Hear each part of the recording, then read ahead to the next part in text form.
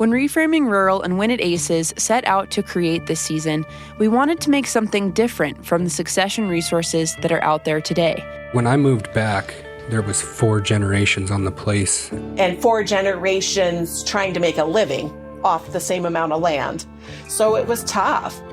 We wanted Season 4 succession stories to be compelling for all audiences who care about rural places, those who are in agriculture and those who aren't. You look at the landscape of Montana, and our rural ag communities are fading away because of consolidation of a lot of the ranches and the cost of ag land.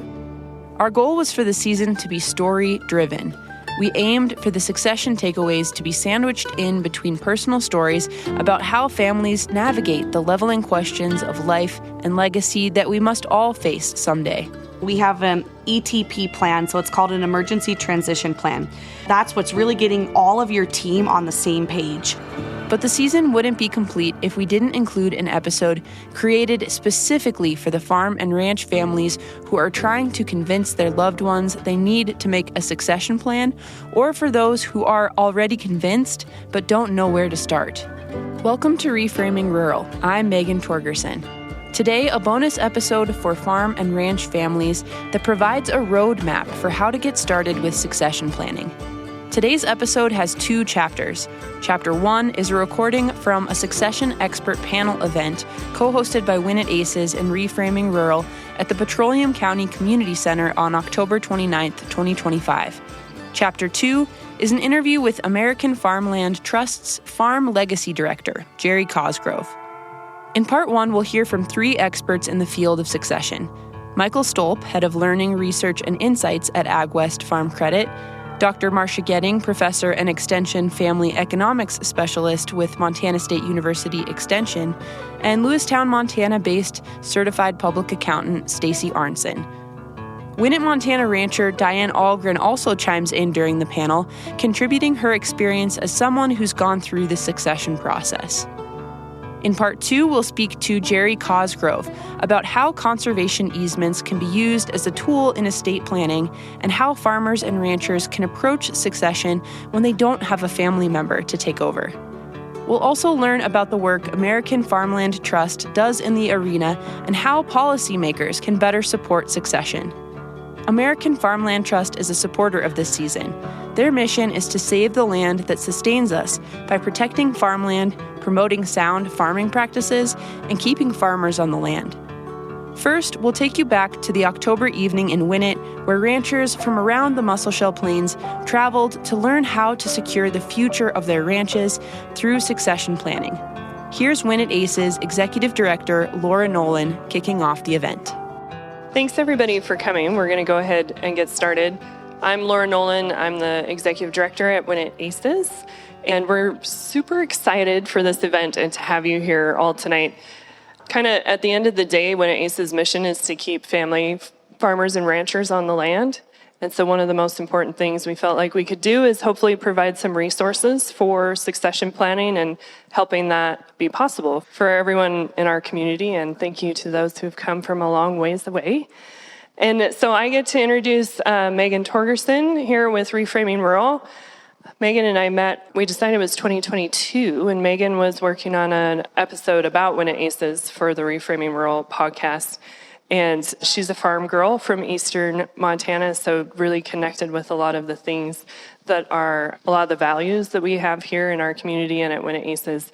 And so then we met again like 2 years later at a Red Ants Pants grantee gathering and thought, we should do a whole series about stories about succession planning. Now it's been a few years since then, and you all get to be part of hearing that whole series kick off. And then I also get to introduce Diane Ahlgren, who most of you already know, but Diane's here from Winnett and one of the founding members of Winnett ACES and is passionate about succession planning and has done that herself with Skip and their place and just works really hard for all of the rest of us to be able to do the same thing. And then Megan is going to introduce our panelists. I'll hand it over. Thank you, everybody, for coming. Well, thank you so much for the introduction, Laura, and for the idea for the season. As Laura mentioned, I'm the founder of the documentary podcast Reframing Rural, which has the mission to celebrate culture, preserve history, and cultivate curiosity and conversation across geographic, class, and cultural divides. I also wanted to thank my parents who are sitting right back there. My dad's in the green, my mom's in the black. My parents allowed me to record our succession planning conversations for a season 3 episode about succession, which also kind of launched into this whole new season. I grew up on a dryland wheat farm and cow-calf operation south of Dagmar, Montana. And as I shared in the season 3 episode about my family's succession journey, our farm, at once the work of parents, grandparents, and great-grandparents, and the dream of so many who came before, is itself like an old, immortal relative. It's seen herds and homesteaders come and go, and cutting-edge equipment rust and turn old.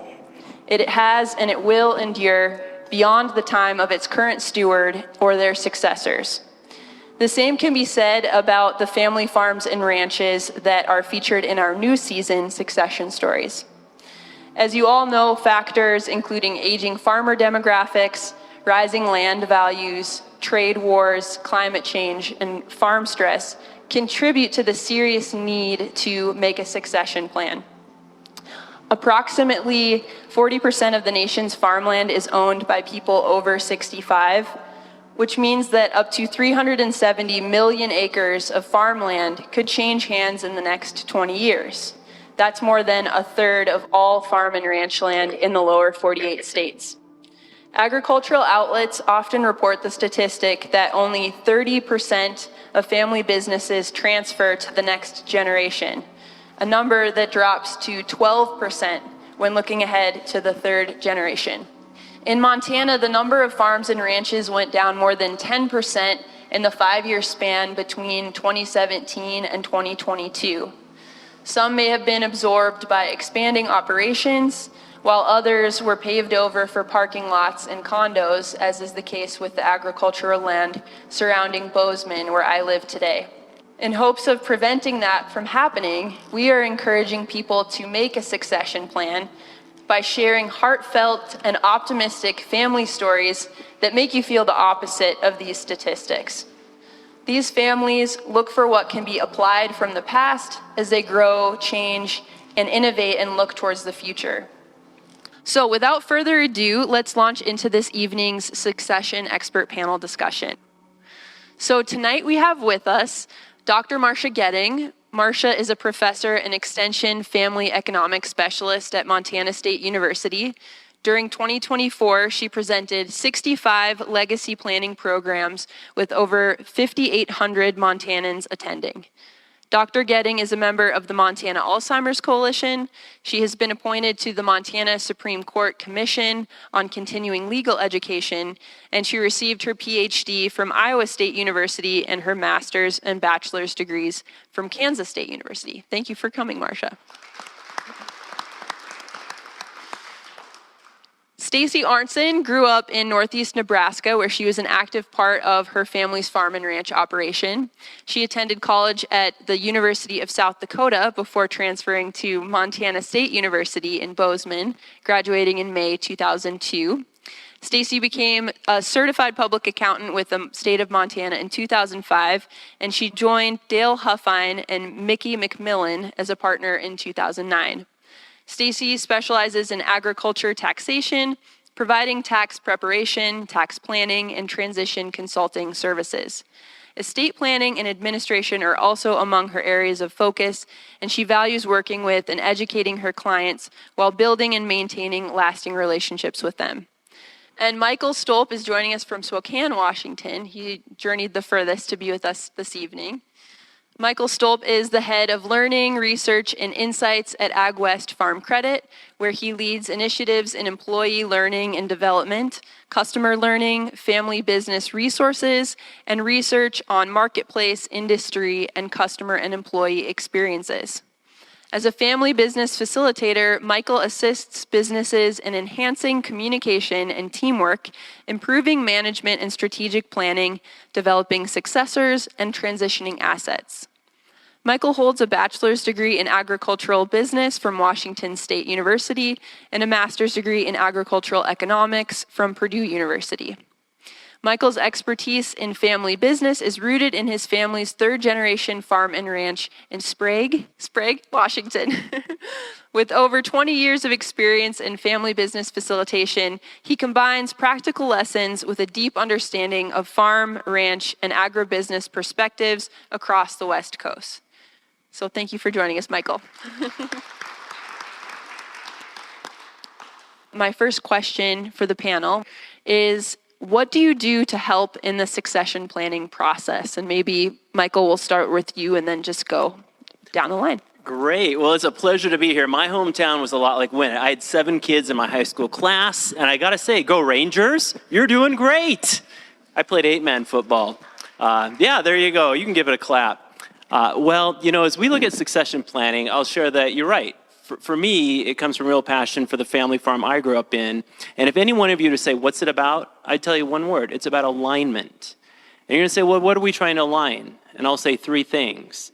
Your business first, your people second, and lastly, your assets. And in fact, when we think about it, we focus on business smart, family-friendly decisions. And you're going to sit there and say, well, wait, Michael, I thought it was all about taxes. And I love the work, Stacie, that you do. But the thing that we'll share is if you focus on taxes first, it's like the tail wagging the dog. So we help with aligning business, people, and assets in a way that's business smart first, family friendly second. So as Michael mentioned, my role in this is usually after you come meet with me, we'll talk about the tax consequences of the plan. So that's my role. Well, my role with Montana State University is that I have a 100% extension appointment. So that means what I do is I teach, but I teach off campus. So I travel the state doing educational programs in different communities. I also then am the author with other people on our Mont guides. We have over 50 different Mont guides in the estate planning area. So if there's something you have a question about, I hope MSU Extension would have a Mont guide on that. And specifically for those farm and ranch folks here, we've got a great asset to have you get together, have the conversation, and talk about what the values are, because I know that's a hard conversation. And if you have anybody in the family that is facing Alzheimer's, we also have one other publication on that. So our role is education. That's what MSU Extension does. And Marsha, back to you. I'm wondering if you could just outline what are the components of a succession plan. So we'll kind of start with some technical questions this evening and then dive deeper. You know, when we're looking at components, one of the first things I do, and I look at the audience and I say, how many are not white-haired? But those people I want to talk to first because they need to have an estate plan with a will. And they need the guardianship and conservatorship for their children. If you drive out on the highway and you're killed, what's going to happen to those children? So I think a will's a major, major factor. I also think then one of the things you need to look at for living right now is a financial power of attorney. Same thing happens. You know, my sister was in a motorcycle accident with her husband, and he had brain damage, and there was all kinds of things. And lo and behold, she didn't have a financial power of attorney to be able to do the things that she needed to do while he was healing. We also now know that we need a healthcare power of attorney. Then I'm thinking there's probably something I'm forgetting. Oh, yeah. How about that separate listing? What listing? That is what you want to put with your will because it's where you put all the things that have emotional value to you.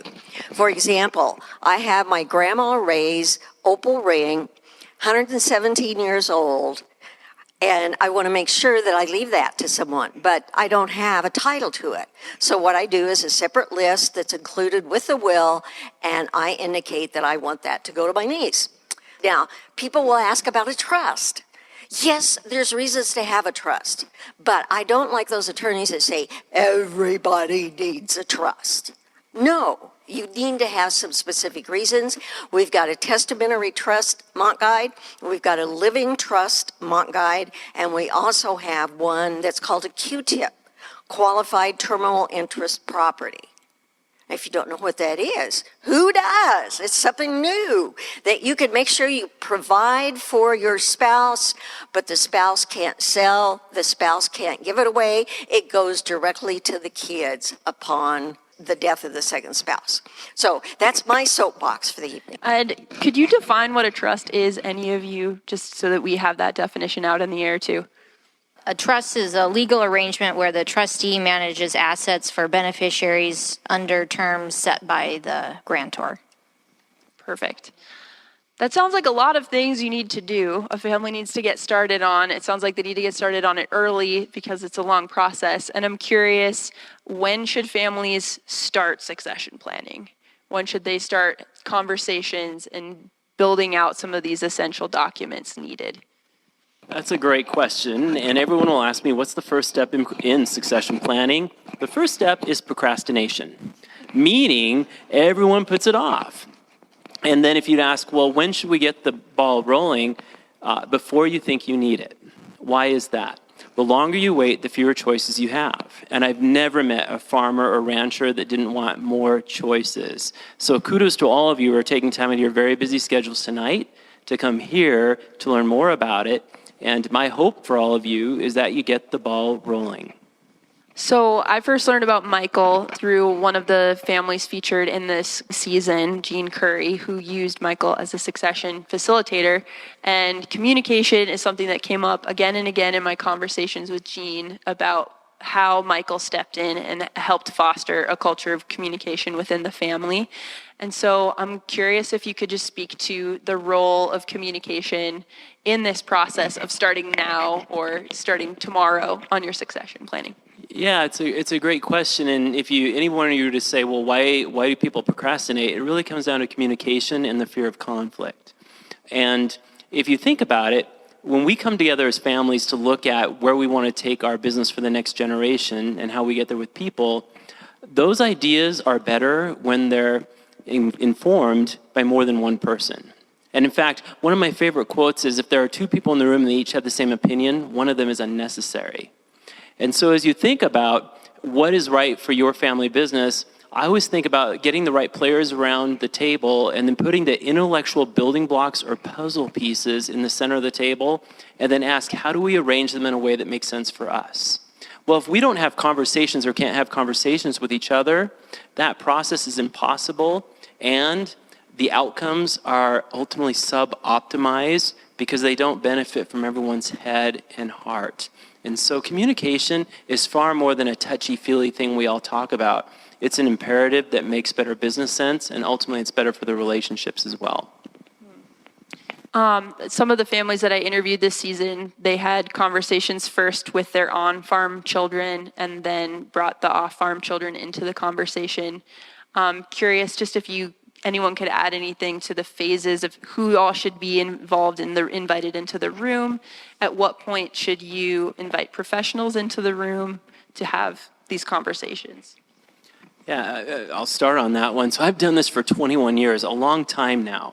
And everything I share with you isn't because I read in a book, it's because family businesses have taught me this works. And generally, when families start to have the conversation, every family is different out of the gate, yet generally speaking, the best practice is to engage the vested players in the business, including spouses who may not work directly in the business as you start. Now, what about off-farm family members? Off-farm family members, it's really the family's prerogative. What I generally always do, though, is then build the bridge to the off-farm family members in a family business planning session debrief, because those off-farm family members are affected by the decisions you make as you look at what's equal or fair. And so, bottom line, include everyone who's vested in the business, whether they work or not in the business, and always ask, how do you connect the dots for those people who are off-farm? Because if not, they'll fill that void with their own narrative, which generally is a crappy first draft. Well, I just wanted to piggyback on that. Don't assume what an off-farm heir might be thinking or feeling too. I know that the Transferring Your Farm or Ranch to the Next Generation. I think that's the name of the workbook. It has questions for off-farm siblings and on-farm siblings. And so I'm curious to Marsha if there's anything that you can add to the role of having conversations with both. I often have families that say, well, it's so hard to get everybody together, and we're told, we really shouldn't deal with some of these things during Thanksgiving or Christmas. But come on, when do the kids come home? You probably have some kids that are out of state, and if they are, when they're home, and that's when we need to get together.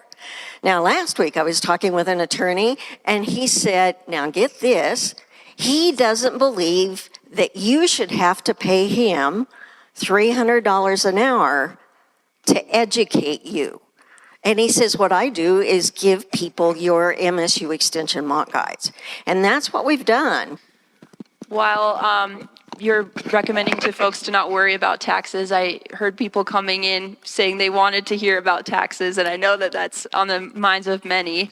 Stacie, is there anything that you can add about taxes and, avoiding capital gains and the concerns that people bring to your office? So the estate tax isn't maybe the concern, but maybe the transitioning tax is what we're looking at. So when we sell to the kids, the capital gains. So a couple ways to structure so that you can minimize the taxes is like an installment sale or a gift. The difference with the sale and a gift is going to be your basis. And if you want to do that before you pass away, then you don't have the stepped up basis. So with an installment sale, you only have to pay tax yearly on the amount of money that you get. So you can sell your land, but you don't have to pay the tax fully in that year. You can spread that out. So you can manage tax brackets a little bit better that way. And then say you want to make it work for your child, so you sell them for less than fair market value, then you have a partial gift there, and that's where that comes in. MSU Extension does have a mock guide that talks about the carryover basis and the step up in basis that occurs, some of what she's talking about. And I got to admit, that was something I didn't really understand till recently. And I go, wow, you as a parent can just keep it until you die. And he gives me a $15 million ranch, and I go, hip, hip, hooray. But if I sell it, I'm going to have to pay a capital gain if I kept it for a couple of years. But if I sell it at the price that he died and it was at that price, I don't have a capital gain, I don't have an inheritance tax, and I don't have a federal estate tax. Woohoo! Not bad at all. Well, a question that I have for you, Michael, is how do families know whether they can start succession planning on their own or whether they need to bring in someone like a facilitator to help with the process?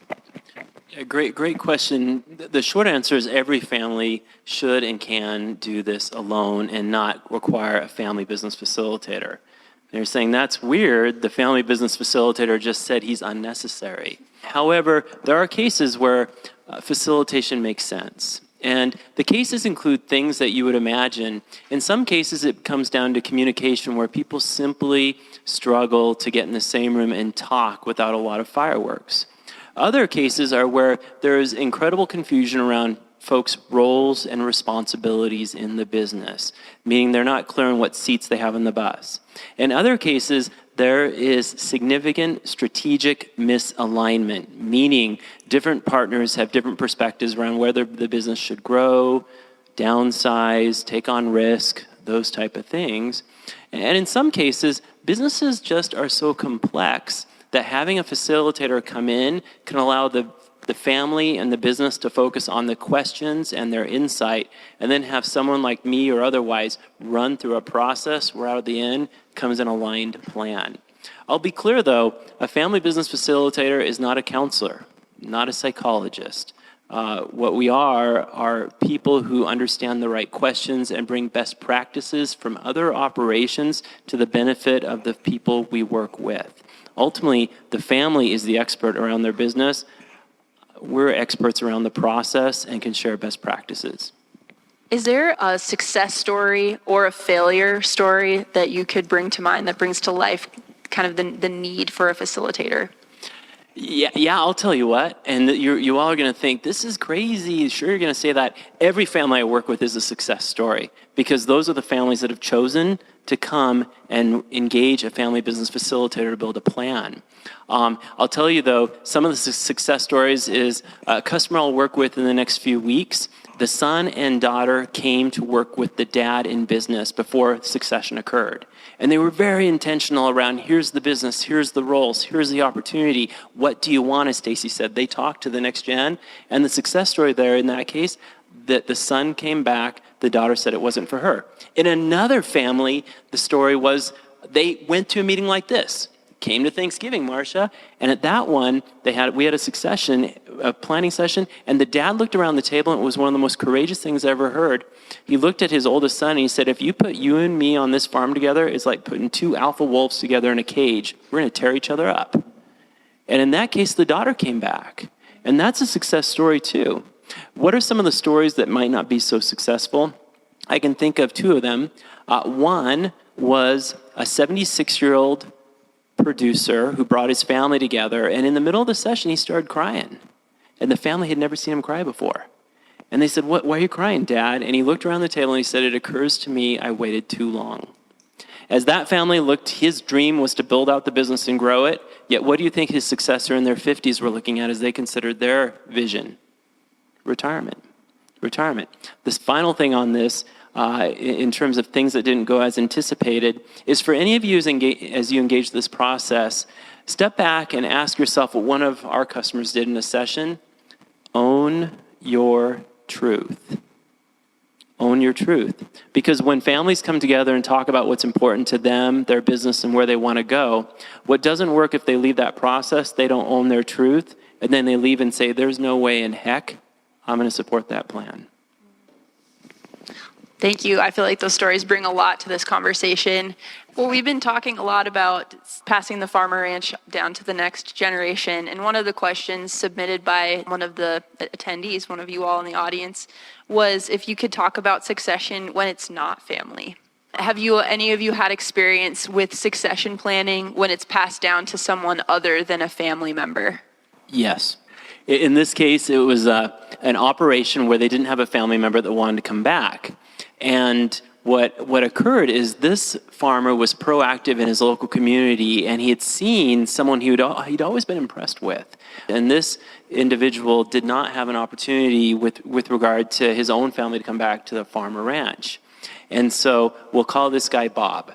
Bob went out and he proactively recruited this young man to come back to his operation, non-family member. And then what Bob did is Bob groomed this young man who became the CFO for the operation. So it was large enough that it could have, a production side and a CFO. And the most fascinating thing in this case was Bob was a serial entrepreneur, so innovative, and yet Sam, we'll call him Sam, his CFO, was very conservative, and together they were one of the best teams I ever worked with, non-family team. And then Bob and his wife got ready for retirement, and they looked at how did they transition the business to Sam and his family. And what was really interesting in that is we got the plan in place, we got, of course, the financial parts figured out, and then what we did is we engaged Bob's off-farm kids, because it was very important to Sam, the non-family successor, that Bob's kids understood what was intended. And it was a wonderful success story. And now Bob is someone we look to as an example of how do you transition a business if you don't have a family member who wants to take over the business. And what I'll share with you is, remember Business Smart, Family Friendly? This was Business Smart because Sam is really the portfolio manager who creates a nice financial return for the off-farm kids who are landlords. Great. It's also Family Smart because the brother and sister who are off farm understand that's what mom and dad wanted, and they celebrate and appreciate Sam. Thanks for that inspiring story. Diane has a question.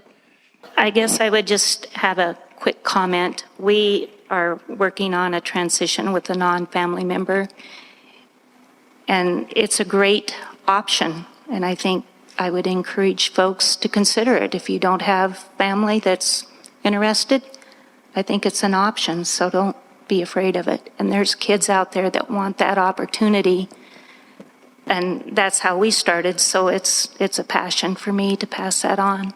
So I would encourage it. And thanks everybody for coming.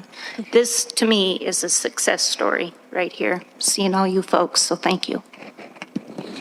How have you involved this off-farm kid in your planning conversations too? Like, just have you invited him in to any meetings with any professionals, or has it been a conversation with the two of you? It's pretty much just been a conversation between us. We've tried to get everything we can think of in writing. I firmly believe in that. Handshakes are good, but people forget or assume or understand it differently. So I encourage getting it written out. If things move forward, we will need to include a team to work through it. But at this point, they're leasing. Diane, ditto. If it isn't written down, it didn't happen. And I could not agree more. Because when you write it down, what you create is a document that's falsifiable, meaning people can look at it and say, is that what we mean? If not, there's a lot of misunderstanding that can fill the void. Could you speak to what kind of questions you should bring to your accountant, what kind of questions you should bring to your attorney? And as an accountant, Stacie, what do you like for your clients to have in order put together before they first start meeting with you? A general idea of the end goal, because if I kind of know what goal we're working toward, I can help them work through how to get there easier. And a listing of all your assets, which we should have on a depreciation schedule anyway, but having a list and an idea of your non-business assets also, as they would play a role in there. And then in general, having your will and your financial powers and things that Marsha has talked about, and then your beneficiaries and all your IRAs and other things at the bank. And when I've met with my accountant, sometimes he's like, this is tiptoeing into tax law things, so I technically can't give you advice on that. Are there questions that you say, I defer to your attorney for this? This isn't exactly a question that I can answer. Probably more in like drafting documents. Definitely the attorneys need to do all of that. And it does sometimes get into, can I do this or can I do that? And then that does become a legal question. For the most part, we focus on, the tax implications of if I sell this or if I gift this, or how can I structure this entity to transition faster. And when we were preparing for this panel, one of the other things we discussed, Stacie, was just the different types of business structures that farmers or ranchers should have and why they might choose one over the other during the transition process. And through the families that I've interviewed this season, they talked about that, separating land out from their operating business and things like that. I'm wondering if you could speak more to the business structure too. Sure. So quickly, there's a sole proprietorship, which is just you as an individual, and then a partnership, which can be limited. You can have a general partner and a limited partner, and then you can get into an S corporation, which is shareholders, and then a full C corporation, which again is shareholders, but it's its own standalone entity that pays its own tax, whereas the S corporation and the partnership will be a flow-through entity, so you'll pay the tax on your individual return. And you may choose one of those entities depending on what your end goal is and how you want to use that in your plan. Because with the shares, especially in the limited liability companies or partnerships, you can have what they call minority discounting. So if you're going to give just a one or two shares, you're giving a minor interest, so you can discount that. So you can gift more per year if you're using those shares to gift that way. I know that in the past, people were instructed to create corporations, and that's becoming kind of a thing of the past because of tax implications, if I'm understanding correctly. I'm curious if you've dealt with any clients who've had to dissolve a corporation or navigate changing that into a different type of business entity? Yes, the C corporations were definitely more prominent in the 80s and before, and we don't see them as much. And part of that reason, there's a couple things. One, we saw them used for tax planning because the tax rates were a little bit lower. That changed, and now the rates are higher. But also there's the double taxation in the C corporation. So getting out of a C corporation is a lot harder. And C corporations are good if you're just they're long term. You don't want the land to sell, or you want, it to go on for a long time. That's when they're a little bit used more. And for some of the families that I interviewed this season, some of them have their land within a trust, and some of them own the land as individuals. I'm curious if you could speak to, any of you, what the benefit would be to have a trust or to continue to own it as an individual. Well, that qualified terminal interest property trust, Q-tip, let's just remember Q-tip, the thing you put in your ear and clean it. Well, that's this kind of trust. And it was used primarily as a tax avoidance type thing. We can avoid taxes, that's fine. It's evasion that gets us in trouble. And so it was designed that the first part would be taxable over here when the first person dies. And then it goes over here, and you work it around what the exemption is. So it'd be 15 and 15 or what, and it would be less than that if you have less. But the idea then is we use up the unified credit over here at the death of the first spouse, and then it goes, we have some over here that she has or he has, and then there would be no tax benefit, but the benefit would be you already decide in the trust that here you can have income from it, you can do this and this, but you can't sell it, you can't give it away. And so then when, let's say it's mom dies, then it goes to the kids. Because the concern is, you're young, and what if you die and she remarries and she puts that property in joint tenancy with the new spouse? Then she dies. Where does the property go? The new spouse. And we've disinherited the kids. So those of you that have joint tenancy with right of survivorship need to do some thinking about that. Is that the way you want it? Same way. So, and that's why we have a Mont guide that's called property ownership. I ask the questions when I do a meeting. Do you have sole ownership, sole proprietorship, joint tenancy, tenancy in common? And when I mention tenancy in common, people look at me like I'm a crazy person. They've never heard of it.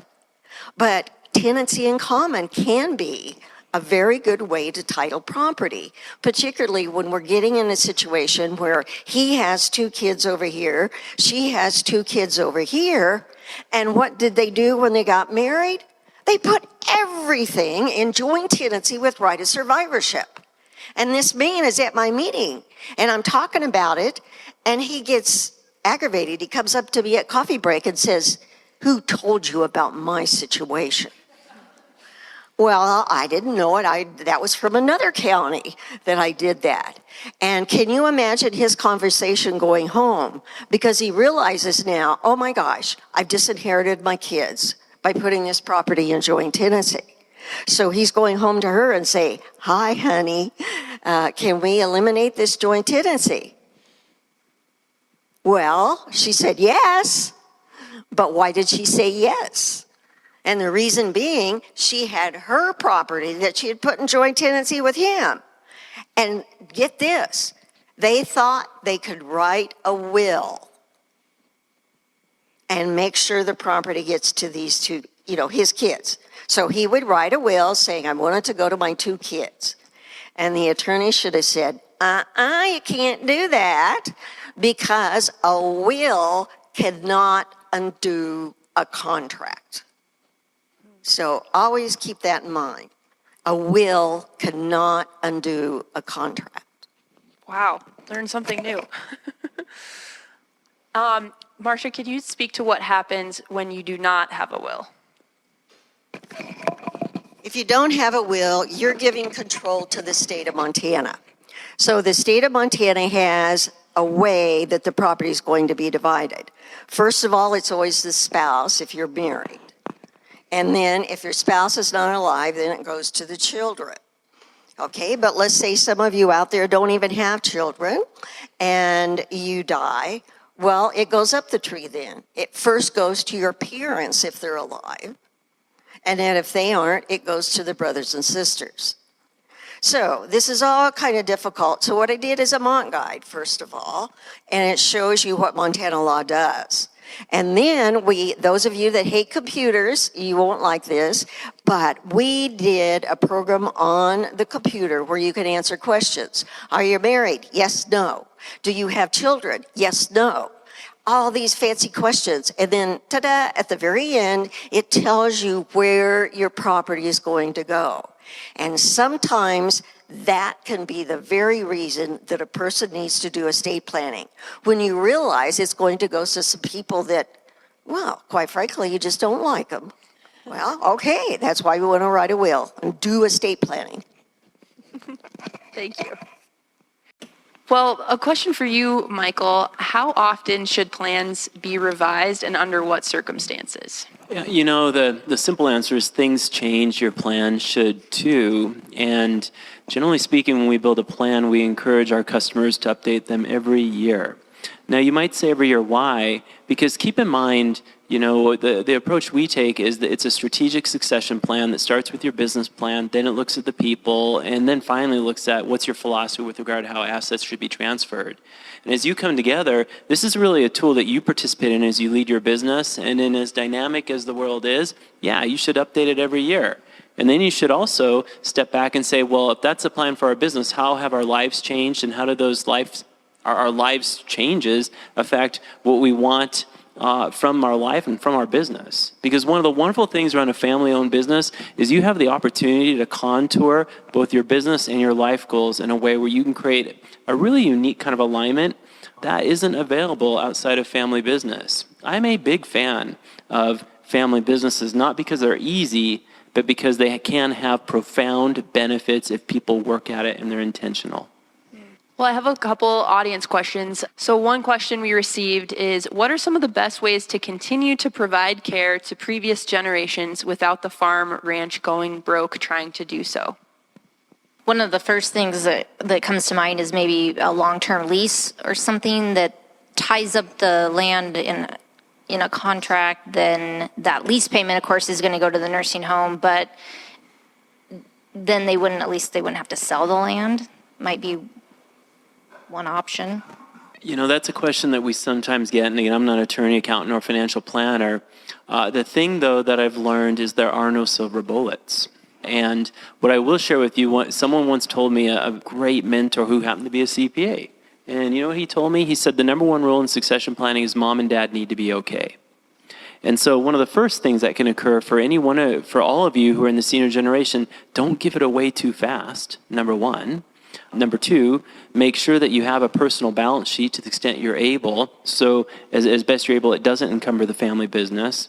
And then number three, to the extent it does encumber the family business, understand the difference between strategic and non-strategic assets and be clear in what they are. Because the non-strategic assets are the ones that you generally want to go to first and encumber or draw on to support family members in need. The strategic assets should be the last.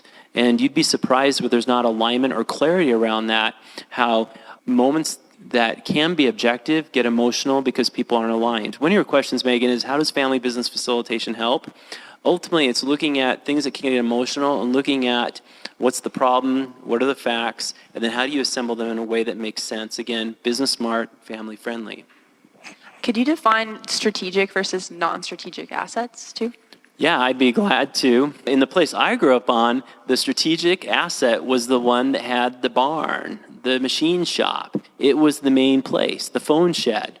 The non-strategic asset was the piece of ground that was always a pain to get to that we had to drive 20 miles to. And yeah, you know, we were glad we had it. But if we didn't, we'd say that would be non-strategic. A better answer would be a strategic asset is anything that as you look at your business would be critical to the success of the business, and without it, your business would be at a disadvantage and no longer have what we would say is a competitive advantage. A non-strategic asset is one that if you lost, it would affect the size of your business and your revenue engine, but at the same time, it wouldn't be a material issue, and down the road, you could always get it back, either a replicable piece of land or whatnot. And another question from the audience, how do you avoid probate? Okay, we want to avoid probate. First thing, if you have less than $100,000, you don't have to have probate. I doubt that applies to anybody in this room. Okay, Montana has that as a collection of personal property by affidavit, and so it doesn't go through the probate process. One thing you can do is if you have payable on death designations on your checking, savings, and certificates of deposit. You can also have one beneficiary designation on your United States savings bonds. So the idea is you should have first the primary and then have a secondary, because husband and wives often travel together and they name one another. Well, okay, what if you both go at the same time? So think about naming a secondary or a tertiary. Well, if you've got some stocks, bonds, mutual funds, you can put what is called a transfer on death registration. And that's if you're dealing with a broker. You sign one sheet, you indicate who your beneficiaries are, and that applies to your whole section of stocks and bonds.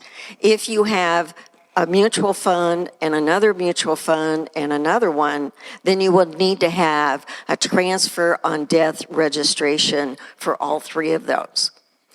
The legislature made an exciting law, and that is you can use a transfer on death deed. Now, I did not think I would live to see the day our legislature would let us transfer $6 million worth of land or more by using a TOD, a transfer on death deed. Also, all beneficiary designations, like on your life insurance, your individual retirement accounts, those avoid probate. So we have a mock guide, of course, on non-probate transfers that you would be welcome to get from your county extension office, and Cody would be glad to give that to you. Well, Lance has a microphone to bring around to anybody who has any questions, and then we have some closing questions after audience questions. So at the end of the day, for succession to successfully occur, and Michael, you talk about, the business right off the bat, it's got to be good business. And when you're bringing the next generation back, or in the case where maybe one of your examples of a person not a family member, what a young person needs today versus what maybe parents needed or how they paid themselves, while they ran the rent.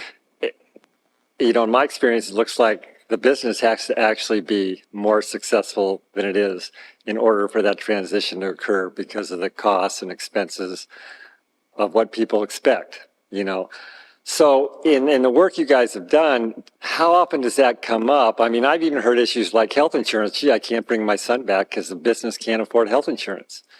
And that looks like that's going to become even an increasingly more difficult challenge for any business.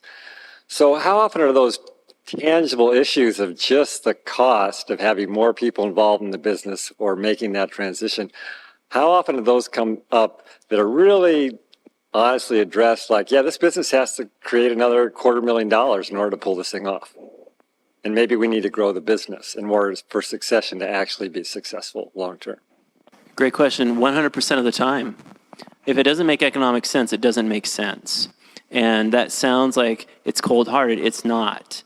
One of the things that we do in our process, and it could be any process, is when we have sons and daughters that come back to the operation in an ideal state, they fill out a personal goal worksheet that talks about what are their professional goals, what are their financial goals, what do they receive a sense of purpose, what do they want for health and wellness, including leisure. And then what can the business support? And then to look at, if there is a gap, what are our alternatives to close the gap? Because you alluded to it, there are always alternatives. The thing, though, is the alternatives take hard work and sacrifice and trade-offs. Oftentimes on a smaller operation, they include one of the spouses working off farm, as you noted, to provide health insurance. The thing, though, is the best scenarios when faced with gap, get creative and close that gaps with ingenuity and hard work. No different than you probably did when you came back to the business. One of the biggest mistakes that any family can make, though, is to bring a son or daughter back and assume or hope that it will all work out. Because the thing that matters is make sure you understand expectations before you bring your son and daughter back. I could tell you lots of stories where that didn't happen, and the hardship that it required both for the business as well as the family. You know why? Because it wasn't business smart. All right. Well, I have a few closing questions, and then I'm sure you might have some questions for them that's off microphone. So what advice do you have for the senior generation and for the incoming generation? I know this is a big question, but some takeaways that folks can bring home with them tonight. What I had was just to be open-minded and to listen to and hear what the other generation's saying. I wrote, yes, you want to minimize tax, but that probably, like as Michael said, isn't the main goal in the end. But don't assume you know what they're thinking. Thing I would think about is suggesting that you make the commitment to plan. Between the two of you, between the kids, the commitment, and then the next step is start taking action. Where, maybe the first thing you do is, well, we can do it real easy, but let's put PODs on things. And you kind of start making that list of things you've accomplished, and you feel good about that. And I disagree with Michael in a sense of saying you need to change it every year. I would say review it every year. But I just had a lady tell me yesterday, we went to the attorney. That attorney had everything in the world she wanted us to bring to prove. And I said, well, there's a reason for doing that. But she said, I was so overwhelmed that I never went back. And I think about my Mont Guide getting started, and in there I have a list of things your attorney should know. And you might think, gee, that's a bunch of crap. But it's so important, because if you don't know how your property's titled, you really can't do a will. And the attorney should not take your word for it. He or she should ask to see the document, because people have messed up their plans by giving wrong information to the attorney. And Megan, what I would ask the senior generation to do is step back and ask yourself, what do you want your legacy to be? And that sounds like a touchy-feely question. It's not. Because what all this work has taught me is that your legacy isn't your buildings, it's not your land, it's not your cattle. It's the impact you have on your family and your community. And I know that sounds cliche. I see that legacy in here, though, every funeral I go to in my hometown. And I'll tell you what, you can tell the differences by people who've been intentional and those who haven't. And then what I would do for the next generation is recognize that succession's a two-way street. Oftentimes I'll hear the next generation say, Mom and Dad simply won't have the conversation. The thing they haven't done, though, is look in the mirror and ask themselves, what have they demonstrated with regard to their ambition and their commitment to take on that responsibility so Mom and Dad can step back? It's a dance. And what role do stories and family histories have in the succession planning process? So this question is inspired by the episode to come out with Gene Curry. He talked about the process he went on with Michael, and that part of the family retreat, they actually went through the history of the ranch, and that provided him this opportunity to reflect, because he's so often working in the business that he doesn't have that moment to reflect. So I'll start on this one. We think about strategic planning as a very simple thing. It's where have you been, where are you at today, and where do you want to go? And it starts with where you've been. And in a family business context, what we'll do is we'll have families build a history timeline that I alluded to before. And then at the end of that, I'll have everyone on a pad of paper say, as you listen to that history timeline, what are the lessons you've learned? Because lessons learned inform your culture, which bottom line is how we do things around here. And people shouldn't have to guess. From the senior generation, what it does is it's a moment of appreciation that the junior generation can say, wow, thank you. For the next generation, it's a chance to step back and look at paradigms and ask, well, why do we do things the way we do? Because we don't have to. The final thing it is guess what? If you're in the senior generation, you weren't much different than your kids when you were their age. And that's a pretty interesting revelation. I've done this hundreds of times. I've never done it and had a family member say, that was a waste of time, because something always interesting comes out. Most recently, what came out was when Mom and Grandma said, did you know when Dad asked me to marry him, I said no the first time. They said, how long did it take? We were thinking they were going to say like 20 minutes. No, it's 2 weeks. Can I turn that question over to you, Diane, as someone who you've allowed me to enter into your home and put a microphone in front of you to have you on the podcast and share, the stories that you shared with me. Thank you. Yeah, we did have some great conversation. It got long. We were supposed to be done in an hour and a half, and it was 4 hours later. It was great. You fed me coffee. It was okay. It was great. I think the historical part is huge, and most everyone knows we didn't have kids, but I think starting early and making kids aware that what this land, what this ranch, what this means to us, starting that early, I think could be beneficial. So I just was looking through some transitioning stuff, and a gal was saying, she says, transparency helps avoid entitlement. When someone thinks they're going to get a certain amount of the value of your assets, they're already calculating it and counting on it. After your death, if the plan is different, that's when entitlement rears its head. If you can start that whole process early, it would seem like that may be a little bit more avoided. And so I think it's a huge part of it to have that historical value and have them hopefully appreciate your thoughts on your legacy. So. One of my favorite questions that I asked everybody this season is, what do you hope future generations know about your work stewarding this land? And I got Jean Curry to read me a poem in response to that question. And I got other, pretty stoic ranchers to shed tears. And so I love the question of how story can be part of these legacy conversations. In conclusion, I'm just curious if you could share one takeaway, each of you, that you hope the audience brings home with them tonight. Just communicate, open and honest, be truthful, and hear what the other party has to say, because they might surprise you. I think as an educator, I would say educate yourself first, so you've got that list of questions that you want to ask one another, as well as your estate planning team that you might have. And then finally, what I would ask everyone to think about is the epiphany in your succession planning process. And for me, what it's taught me is the following. Imagine you're sitting there, mom and dad, driving down the driveway from the home place, and the next generation is there on the farm or ranch. And you look in the rearview mirror, and maybe mom looks at dad and says, my gosh, they're doing it as good, if not better, than we ever did it. And in that moment, dad looks at mom and he feels vulnerable.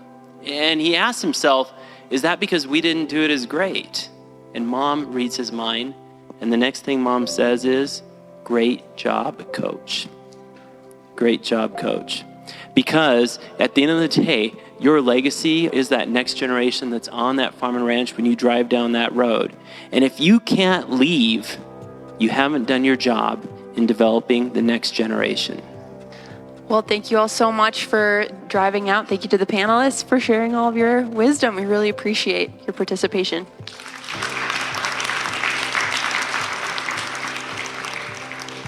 And now we'll hear from Jerry Cosgrove, Farm Legacy Director and Senior Advisor with American Farmland Trust, or AFT.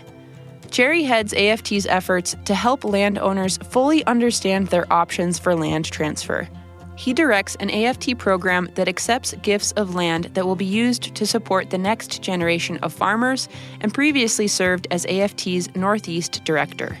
During his career, Jerry has worked on a range of agricultural, conservation, farm transfer, and rural development issues. Jerry was the Associate Director of the Local Economies Project of the New World Foundation, where he helped launch the Hudson Valley Farm Hub Initiative, a 1,200-acre teaching, research, and demonstration farm.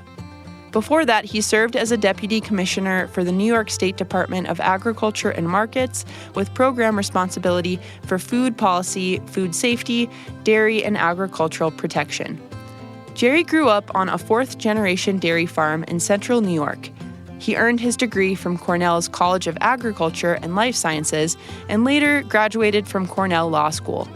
Jerry is a member of the New York State Bar and the American Agricultural Law Association. Our conversation with Jerry starts with his formative years on his family's dairy farm and his family's succession story. experiences that inspired the work he does today with American Farmland Trust. Here's Jerry Cosgrove. I grew up on a small dairy farm in central New York. It was a fourth-generation farm. I farmed for a few years, actually, between college and ultimately law school with my father and brother on the dairy farm. And for, a number of reasons, I left the farming operation and went to law school, and then ultimately on to work with American Farmland Trust. My brother farmed for his career, retired about 5 years ago, has sold the farm to a local family that continues to farm it. He still lives on the farm and keeps busy in retirement. But, early on, it made me think and appreciate how important it is to transfer the farm from one generation to the next. And, I was very pleased when my father was able to seamlessly transfer the farm to my brother when they were working in partnership. It sounds like they had some good communication and like-minded goals potentially to facilitate that. Yes, and I think my father did an excellent job, and we'll come back to this, in sharing responsibility and giving up the reins sooner than later. As my brother grew into managing, my father was very amenable to giving him more responsibility. And ultimately, he sold the farm during his lifetime to my brother, which we'll come back to that as well, is often something that doesn't happen. Should happen more often, in my view. But I was really an observer, again, counselor to my brother. My father really didn't seek my advice for a number of family reasons, but I was very pleased how seamlessly it came off. And it was, to me, a very successful transfer. I was always proud of my father and brother for being able to do that. That's great. And I'm wondering if you could share throughout your many years, both working on a farm growing up and through your work with American Farmland Trust, of a successful succession story that really stuck in your mind. Well, in addition to my father transferring the farm to my brother, again, I think we're all a little bit disappointed that there wasn't a next generation, but that happens. But they made the transfer work. My brother had a very successful career as a small dairy farmer, which is no easy task. But one of the projects I worked on was a young couple who was renting a farm from an older couple who had decided to sell it. And they had kind of worked out a gradual plan of succession. And then for some reason, and this happens, the older couple, the husband in particular, got frustrated with the process and declared that you need to buy my farm now. And I was working with them and was able to help them find creative financing, frankly, was able to do some counseling to keep the husband from doing something rash. I reminded him on several occasions that if he really wanted the farm to stay in farming, he needed to sell it to a young couple that could farm. And this couple they were able to do it. And so we were able to figure out a creative financing program and then, get the farm transferred. And that was very gratifying. So the other success story was a farm family near where I was living in upstate New York. Two brothers were the senior generation, but it created a very diverse operation, multiple enterprises. They grew fruits and vegetables. They had a farm market. They actually were close enough, within a couple of hours, sold at the New York City green markets, and had numerous enterprises, and really had been able to bring in, sort of in various pieces of enterprises in the operation, the next generation. So they had and have most of the next generation, 5 or 6 of the next generation, working with them on the farming operation. And they've been very proactive in planning. They utilized New York State's Farmland Protection Program to help smooth the transition from one generation to the next, both transferring the farming businesses, because there's multiple enterprises, as well as the farmland and being able to keep it in farming. And really, I think the creativity and the flexibility that the senior generation allowed the junior generation was really, really important in that operation, in making that transfer successful. Wow. And I think another takeaway, too, is wills and those things are also, they're fluid, right? They can be revisited. Yes, and should be. But yeah, there's lots of reasons, and I get it, why folks delay and don't get to it, but it's not going to get done itself. And one of the things I try to remind farmers and ranchers who, by and large, are in the business of farming and ranching because they're very independent is this is one of those personal responsibilities. It's your right, but it's also your responsibility because if you don't, no one else is going to do it for you. Actually, ironically, there is an estate plan for folks if you don't do it. It's going to be your state laws that describe where property goes if you die without a will. Sometimes you get a little recognition from folks when you sort of lay that out there. But again, it's one of the challenges, in addition to education, is try to empower landowners, but also, frankly, motivate them.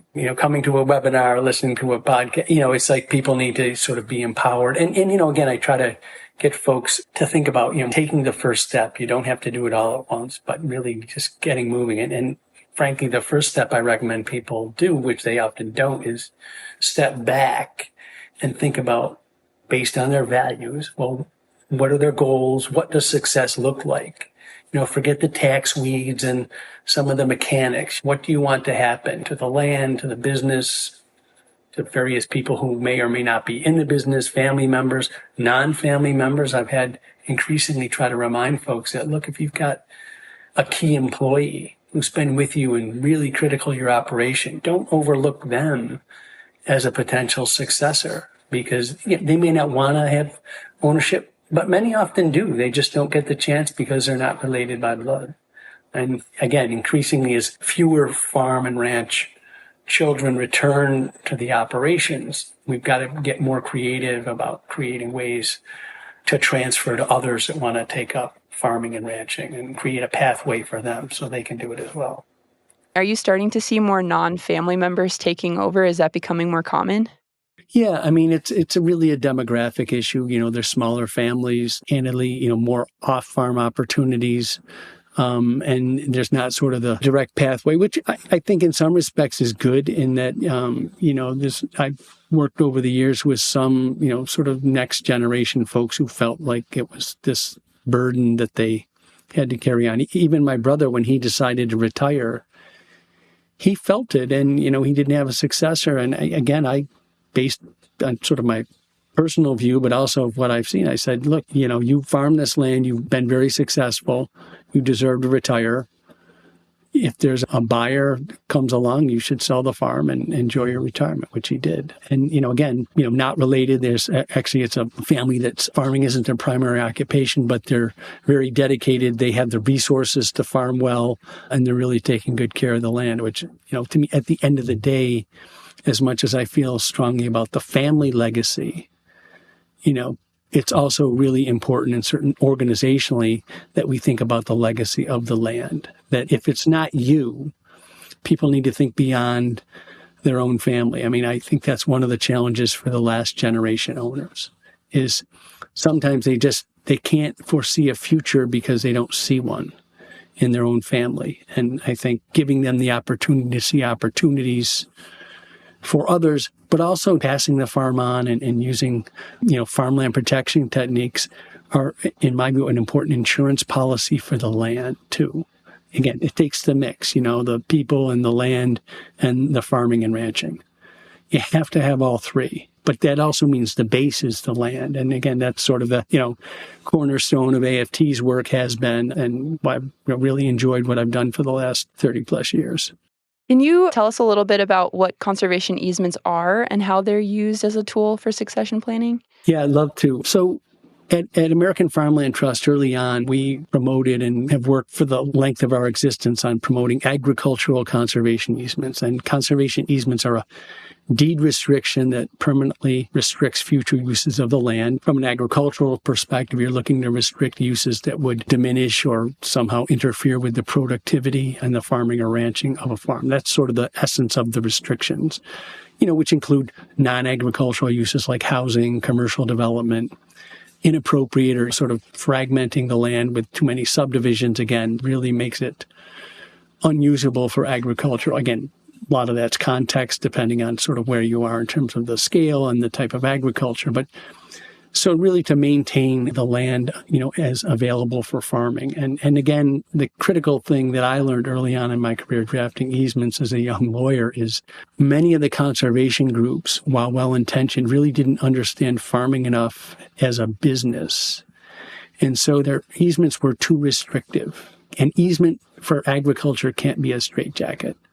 There's got to be enough flexibility to build buildings, sort of whatever they might be, change your operations, build housing for workers, for family members. And, those are things that I think over time, AFT and a lot of the folks we work with have really figured out that the easements need to be flexible and are able to keep the land intact. And from a farm transfer perspective, it does several things. One, as I mentioned, it's an insurance policy for the land. So with all due respect to the next generation, it does prevent them from doing something stupid.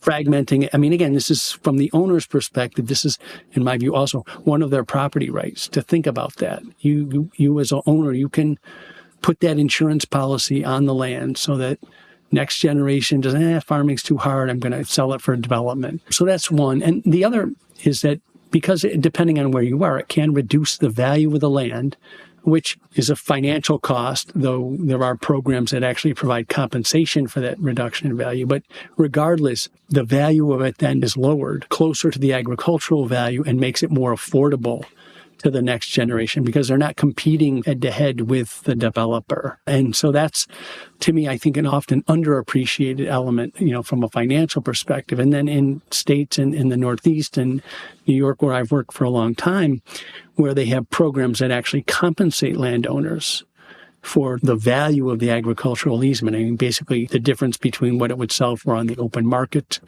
and what it would sell subject to restrictions that limit future uses to agriculture. There's a value to that. It can be utilized as an income tax deduction and help lower estate and gift taxes. But in some states, you can actually get compensated for that. And there are some local programs. And again, that is a great program, one, because I think it's attractive financially, but also it resolves some issues in farm families where the farm or the ranch is the primary financial asset, land rich, cash poor. My farm, my ranch is my retirement.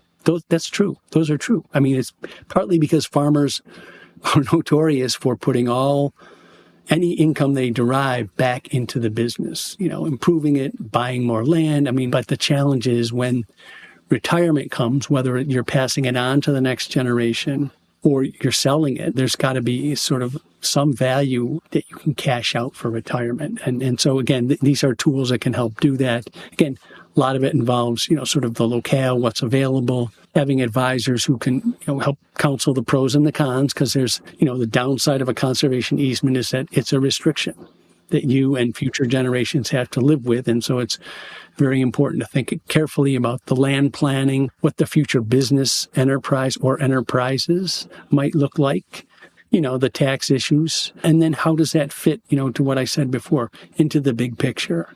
Like, is this going to help you achieve your goals? If you place your land in a conservation easement, then it's held in trust by an organization like American Farmland Trust, but you still own the land, and then you would be selling that easement if you were to sell your land? It's a great question. So really, the easement is a deed restriction. To use lawyer language, it's a negative covenant, which means it's sort of the holder, really the entity, whether it's a government or a land trust, doesn't really own the right to develop it. They accept the obligation to enforce the restriction. So it's really a liability, which is why land trusts will often require contributions to cover future monitoring and stewardship costs because it's permanent. So when the land transfers, the easement and, is held by an entity that has the right and the obligation to permanently enforce the terms. That stays with the title. In legal terms, it runs with the land. I don't know where that ever came from. Baffled me first year law and still does.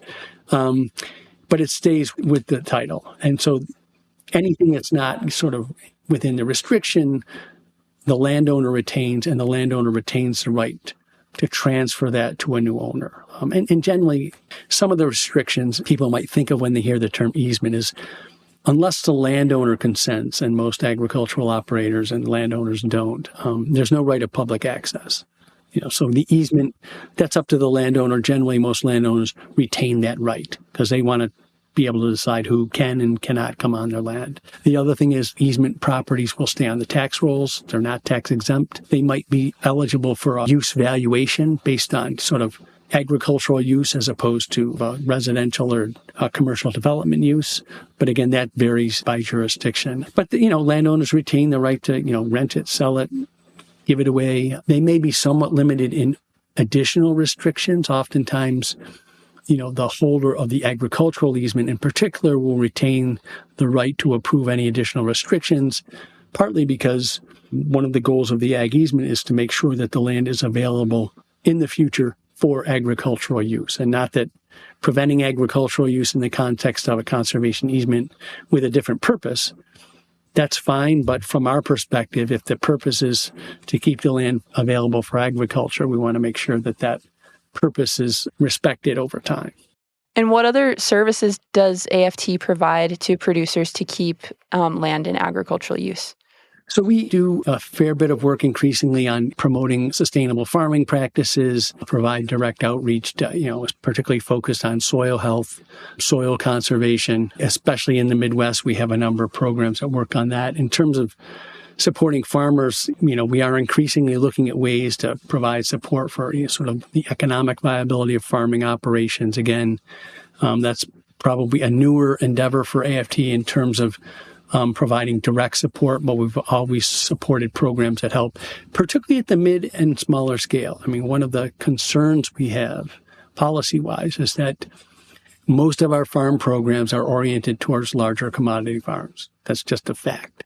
And we find that some of the smaller and mid-size diversified farms could use more financial and economic support. And so we continue to work sort of directly, but also on policies. And then in terms of the land transfer, we increasingly, I obviously, with the legacy program, I work with landowners directly. I help people think about what to do with the future of their farms. Some of the folks that I work with decide that one option is that they actually donate their farms or ranches to us, which we protect and then use the proceeds of any sale for future work. But we've also gotten more involved in sort of farm transfer and what we call land transfer networks. We've developed a program known as a navigator program where we train folks who work in land trusts or local governments or ag service organizations, kind of be a connector to help folks walk through the farm and ranch transfer process. We're not training them to be content experts. The professionals are out there that can do that, but sometimes it's overwhelming for folks. And they kind of need a coach, maybe a quarterback, or just sort of a sounding board so they don't get discouraged and they keep at this. And we've received some federal funding, actually in my home state of New York. There's a statewide program that provides funding to support a network of these navigators, which I think play a really crucial role because a lot of times, you really need to get folks connected to the professionals, but also prepared to meet with them so it's a productive meeting. The professionals are not going to tell you what you need to do if you don't know what you want to do. And that's sort of that preliminary step of goal setting, thinking about values, having the right conversations with your spouse or your partners or your children, or, if you're the junior generation, with your parents, or if you're seeking a farm with the owner, because, folks really need to get on the same page and communicate, as you mentioned right at the outset. Really critical in successful transfers is, working at making the communication effective. So those are programs that I'm sort of the in-house content trainer, but very proud of the work that AFT has done. In fact, I was looking, there's several navigators in the region. The Bitterroot Land Trust has a participant in our navigator program, the Sagebrush Steppe Land Trust in Idaho, and the Jackson Hole Land Trust. My hope is that we'll be able to, find the funding to continue the program and expand it, because I think it really adds a lot of value in sort of a key place. I think there's a lot of very competent, skilled, transfer professionals, but they can't really go out and help with some of that very basic stuff because it's just too labor intensive and time consuming. And, again, as a private professional, their time is their livelihood. When would you recommend that a producer, if they're gung-ho about doing their succession planning, when should they first meet with an attorney? And what are the steps working alongside of an attorney to make that happen? Yeah, well, I would say by and large, probably last week. But, sooner than later. Again, because it's the conversation is going to be different, when you're in your 30s. But again, even just having a basic will, in case something happens, to take care of your spouse, your children. Frankly, your partners if you're in a multi-person business. So it's important to coordinate that. I think ideally, if you get an attorney who's familiar with agriculture, you have a good working relationship with, and ideally, having just one attorney, I think is better. But, there are times when you might need to get, more than one advisor if some of the financial interests might diverge. I mean, that can be a tricky area for attorneys who, again, are bound to represent their client. And if they have multiple clients, it can get a little cloudy sometimes if, there's a point where people aren't on the same page. And that's sort of one of the precursors. If, folks can get on the same page themselves, makes it a lot easier for the advisor to go in, whether, say, it's a business with LLC members, 2 or 3 family members, they want to make sure that estate plans are coordinated so that if something happens, what does the buyout look like, and how is that going to happen, and how is that going to happen in such a way so it doesn't put the business at risk, but also the surviving family members of the business member.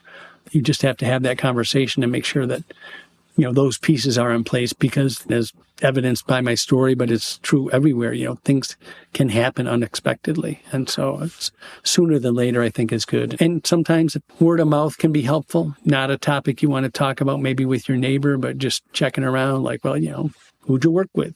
How'd it go? What'd you think? Because you want to try to find the right fit. And again, it's, I think, a little bit more challenging because I think as farm businesses get more complex, it's harder to get sort of local, traditional, solo practitioners to have the depth of resource and knowledge to help some of the more complex businesses, and which also means probably going to a bigger firm that's further away. It might be more expensive, but I do think in the era of Zoom and electronic document drafting and transfer, it's important to have some face-to-face contact, but probably as a practical matter, not as critical as maybe it used to be, 30, 40, 50 years ago. And what legal tools do producers consider in this kind of planning phase too? Yeah, I was thinking about that. There's a few basics that, I think are important to think about. I mean, in sort of multi-person transfers, creating entities to own the assets, I think is important. Again, usually, by and large, and this isn't, sort of a rule without exceptions, but, increasingly limited liability companies are useful, certainly for the business operation. And often that's a separate entity. And that creates a management structure, decision-making structure, actually creates a mechanism to be able to transfer gradually the ownership interests, which can be very useful. Increasingly, land ownership is being put into LLCs. I mean, again, in a smaller operation, often it's retained in the ownership of the senior generation. Mom and dad, they own the land. The business entity sort of rents the land from them, and then that's the last asset to transfer. But as, things get more complex, I mean, some properties for a bunch of reasons are now owned by various LLCs, which again is probably good because it creates a little more flexibility in terms of transferring ownership. You can transfer a piece of a property, just like a piece of the business, without having to split it up. And that, sort of just create a transfer process for the membership / ownership over time. So that's fairly common, and I think pretty useful starting point in terms of sort of the structure. I think increasingly, thinking about creative financing, because it's capital intensive business. And I mean, one of the challenges is because it's so capital intensive, people tend to wait because they're concerned, particularly about the appreciated assets like land, because it can trigger significant capital gains taxes. But that said, I mean, it creates sort of a big balloon in terms of asset transfer. I mean, I think it's one of the reasons why the owners of farmland the age is increasing. And I think we're looking at a huge, really tsunami wave of land transfer in the next 20 to 30 years. I mean, estimates are over 300 million acres are going to transfer, in part because the landowning generation is aging. They're not transferring the land during their lifetime, in part because it's hard for the next generation to afford it.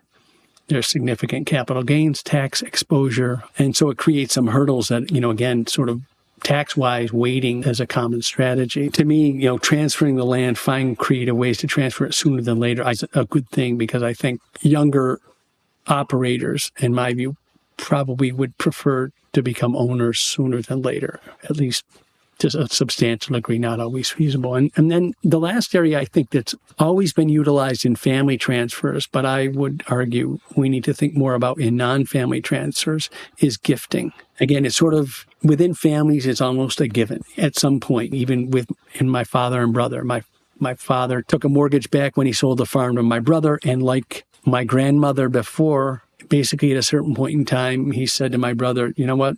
I'm canceling the note. Like, you paid for 10 years. I don't need the money. You've earned the farm. It's yours. And again, I mean, I think it's, for non-family members who sort of show up, do the work, and take on the business. I mean, to me, that's another way to help make some of the transfer, particularly of the land, which, tends to be the most appreciated asset, literally, from a financial perspective, can really raise the cost of entry for newer and younger farmers. And then obviously, in areas where there's some development pressure or there's a strong interest in ensuring the future of the land for agriculture, conservation easements are, I think, a useful tool to consider. Keep the land intact, can help make it more affordable for the next generation. And candidly, again, in most families, create that legacy in terms of the land, no matter who's going to own it or farm it in the future. What can policymakers at local, state, and federal levels do to support succession? Or what initiatives have you seen that have been successful? Sometimes even small grants programs to provide like a stipend for someone to go first meeting with an attorney to get started. So in some states, they've passed beginning farmer tax credits, sort of the other side of it, giving an incentive to senior landowners to maybe transfer or rent, at least, to younger farmers, by creating a financial advantage. You could certainly do the same thing at the federal level with capital gains taxes. Right now, you pay the same capital gains whether you sell your land to a farmer or to a developer for agriculture or not. And to me, it's like, I think we could do better at providing incentives to help facilitate the transfer, keep land in agriculture. And then at the local level, local groups can have workshops and convince, the local estate planning expert to give a seminar, make it free, get people to come in and sort of learn more and test the waters a little bit. Again, and programs like yours, getting the message out there so folks can think about, maybe we should do something. That's always a good takeaway. Why is it important for rural and urban communities that succession occurs and that land remains in agriculture? I'll have to use our AFT catchphrase, no farms, no food.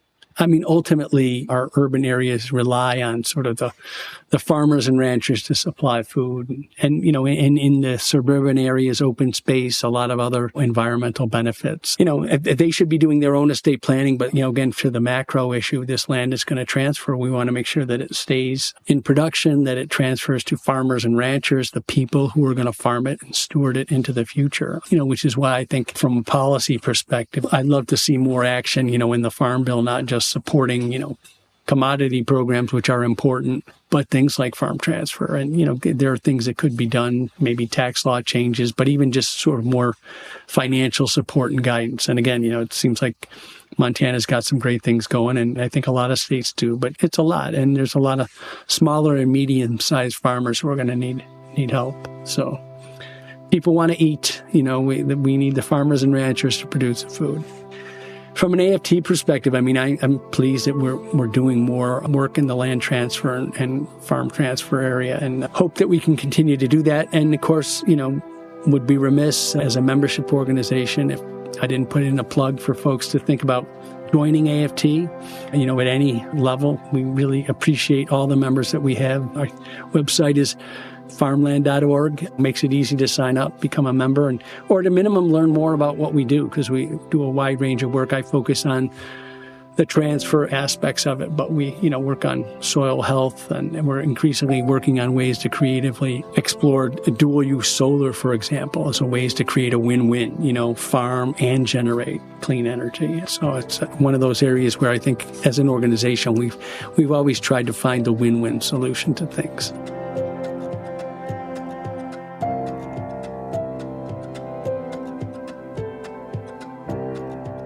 This episode of Reframing Rural was written, reported, and produced by me, Megan Torgerson, with help from our associate producer, Madeline Jordan. Music and audio engineering was by Aaron Spieldenner and Sean Dwyer of Hazy Bay Music, with additional music by Skylar Mihal and Chandra Johnson.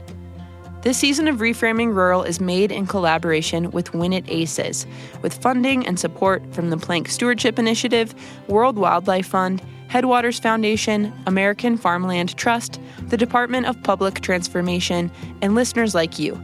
To learn more about American Farmland Trust and their Farm Legacy Program, visit farmlandinfo.org. To find out more about Season 4 of Reframing Rural succession stories and past seasons, visit reframingrural.org.